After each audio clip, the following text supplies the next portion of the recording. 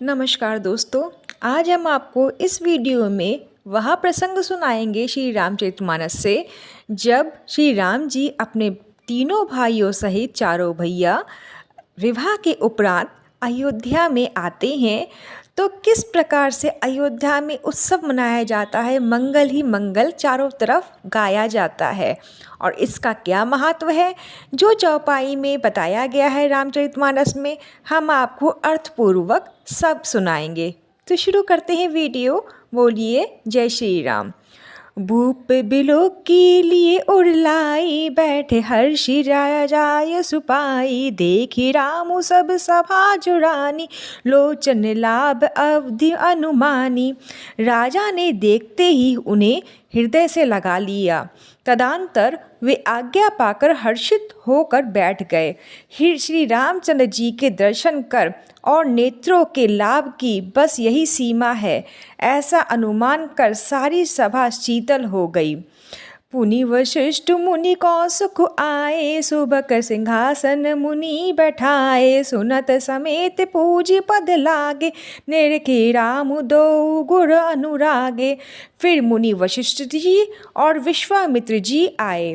राजा ने उनको सुंदर आसनों पर बैठाया और पुत्रों समेत उनकी पूजा करके उनके चरणों लगे। दोनों गुरु श्री रामचंद्र जी को देखकर प्रेम में मुग्ध हो गए। कहिए वशिष्ठ धर्म इतिहासा, सुनहि महिषु सहित रनिवासा। मुनि मन अगम गाधि सुत करनी, मुरित वशिष्ठ विपुल विधि बरनी। वशिष्ठ जी धर्म के इतिहास पर रहते हैं और राजा रानीवास सहित सुन रहे हैं, जो मुनियों के मन को भी अगम्य है। ऐसी विश्वामित्र जी की करनी को वशिष्ठ जी ने आनंदित होकर बहुत प्रकार से वर्णन किया। बोले रबाम देव सब साची, कीर्ति कलित लोक तिहु माची। सुनी आनंद भयो सब काहू, राम लखन उर अधिक उछाऊ। वामदेव जी बोले, ये सब बातें सत्य हैं। विश्वामित्र जी को सुंदर कीर्ति तीनों लोकों में छाई हुई है। यह सुनकर सब किसी को आनंद हुआ। श्री राम लक्ष्मण के हृदय में अधिक उत्साह हुआ। मंगल मोद उछालित जाहे दिवस एह भांति, उमगी अवध आनंद भरी अधिक अधिक अधिकासी। नित्य ही मंगल आनंद और उत्सव होते हैं। इस तरह आनंद में दिन बीतते जाते हैं। अयोध्या आनंद से भरकर उमड़ी पड़ी। आनंद की अधिकता अधिक अधिक बढ़ती ही जा रही है। मंगल मोद उछानित जाहे दिवस एह भांति, उमगी अवध आनंद भरी अधिक अधिक अधिकाति। नित्य ही मंगल आनंद और उत्सव होते हैं। इस तरह आनंद में दिन बीतते जाते हैं। अयोध्या आनंद से भरकर उमड़ पड़ी। आनंद की अधिकता अधिक अधिक बढ़ती ही जा रही है। सुदिन सोधि कल कन छोड़े, मंगल मोद विनोद न थोड़े। नित्य नव सुख सुर देख से हाई, अवध जन्म जाहि विधि पाई। अच्छा दिन शोध कर सुंदर कंकड़ खोले गए। मंगल आनंद और विनोद कुछ कम नहीं हुए। इस प्रकार नित्य नए सुख को देखकर देवता सिहाते हैं और अयोध्या में जन्म पाने के लिए ब्रह्मा जी से याचना करते हैं। विश्वामित्रु चलन नित्य चाही, राम प्रेम विनय बस राही। दिन दिन से अगुण भूपति भयो, देखि सराहा महामुनि रायो। विश्वामित्र जी नित्य ही चलना चाहते हैं, पर रामचंद्र जी के प्रेम और स्नेह विनयवश रह जाते हैं। दिनों दिन राजा का 100 गुना भाव देखकर महामुनिराज विश्वामित्र जी उनकी सराहना करते हैं। मागत विदाराव अनुरागे, सुनत समेत ठार भे आगे। नाथ सकल संपदा तुम्हारी, मैं सेवक समेत सुत नारी। अंत में जब विश्वामित्र जी ने विदा मांगी तब राजा प्रेम मग्न हो गए और पुत्रों सहित आगे खड़े हो गए। वे बोले, हे नाथ, यह सारी संपदा आपकी है, मैं तो स्त्री पुत्रों सहित आपका सेवक हूँ। करब सदा लड़ि कन कर छोऊ, दर्शनु देत रहब मुन मोहु। अस कहि राउ सहित सुत रानी, पर चरण मुख आवे न बानी। हे मुनि, लड़कों पर सदा स्नेह करते रहिएगा और मुझे भी दर्शन देते रहिएगा। ऐसा कहकर पुत्रों और रानियों सहित राजा दशरथ जी विश्वामित्र जी के चरणों पर गिर। प्रेम विह्वल हो जाने के कारण उनके मुंह से बात नहीं निकलती। दीन आशीष विप्र बहुभांति, चले न प्रीति रीति कही जाती। राम सप्रेम संग सब भाई, आयुष पाई फिरे पहुँचाई। ब्राह्मण विश्वामित्र जी ने बहुत प्रकार से आशीर्वाद दिए और वो चल पड़े।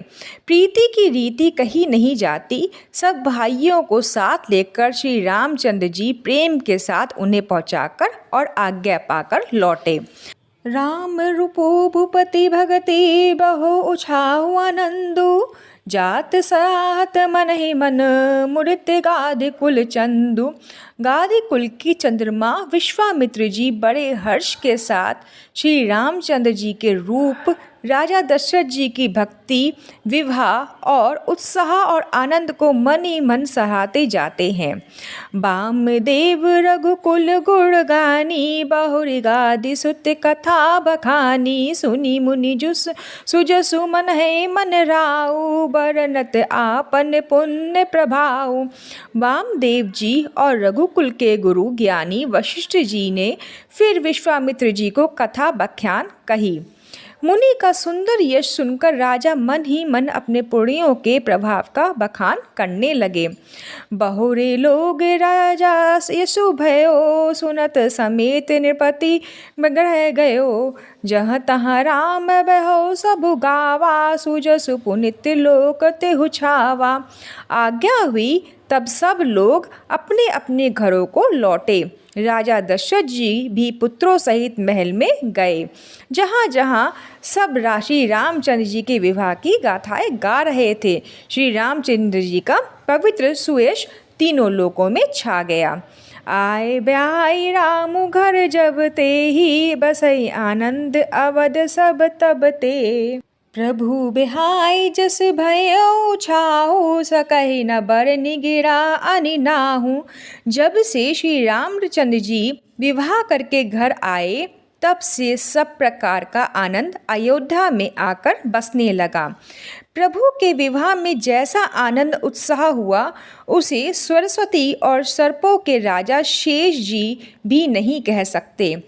कभी कुल जीवन पावन जानी, राम सिया जसु मंगल खानी। तेहि ते मैं कछु कहा बखानी, करन पुनीत हेतु निज बानी।